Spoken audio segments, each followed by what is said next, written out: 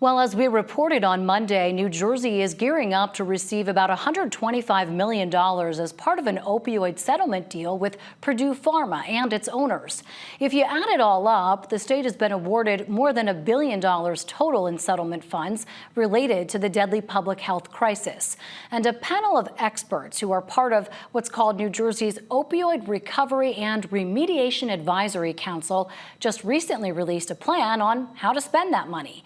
It's a 108-page report that details which programs and parts of the state would benefit most.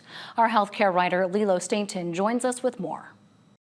Lilo, obviously coming off of another settlement agreement, this time with Purdue, the state's pot of money is growing. What are experts recommending for how the state use this money?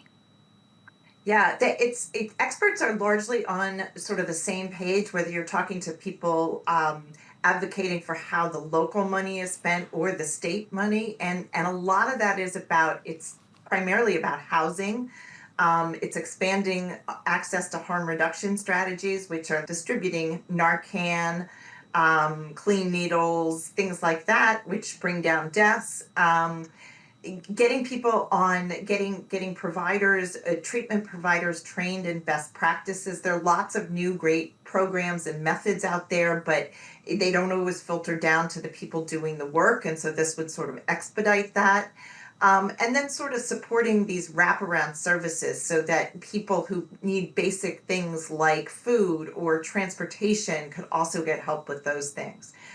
So a lot of it is about meeting core needs, but it's also really about doing what the clinical best practice is for treating these diseases. And that includes, outpatient use of buprenorphine and other medications that have methadone that have had really high success rates. So how is this money being distributed? We're talking about $1.3 billion over 15 years. That's including this latest amount just announced yesterday. Is it going to nonprofits? Is it going at the local level, the state level? How's that work? Right. So there are two pots of money. The state oversees half, and the other half is being distributed by the 21 county governments and about 250 local municipalities or towns that opted into the settlement. And they were given access to the settlement either because of their size or their location or because they wanted in.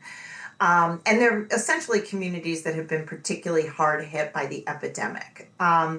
So the hope is, among advocates who are involved in this, is that the money will go as directly as possible to the people who are doing the work on the front lines. And it's interesting, in the advocacy community, there's a lot of talk about, making sure that their colleagues get access to this information and know this money is out there and know that it is for them. So, there are grants going out all the time through the state. So this money is going out the door already, but as we know, it's a huge pot and there's many years to come still. It is. I mean, when you look at it as a whole, but when you think about the number of deaths, if it's not getting in to the right hands, you have to wonder if justice is served at all, no matter how much money there is. Is there a way very quickly that this can be tracked to make sure that the money is getting to those who've been harmed?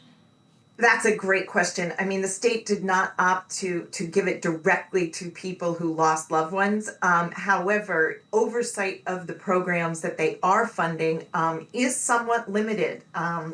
Shout out to the state comptroller, though, who is looking into at least one community that has risen to their attention, Irvington, but and that's caught up in court.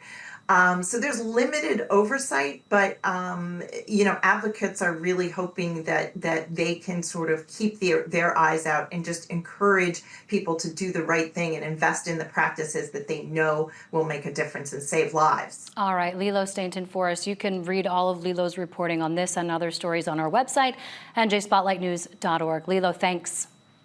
Thank you, Bree.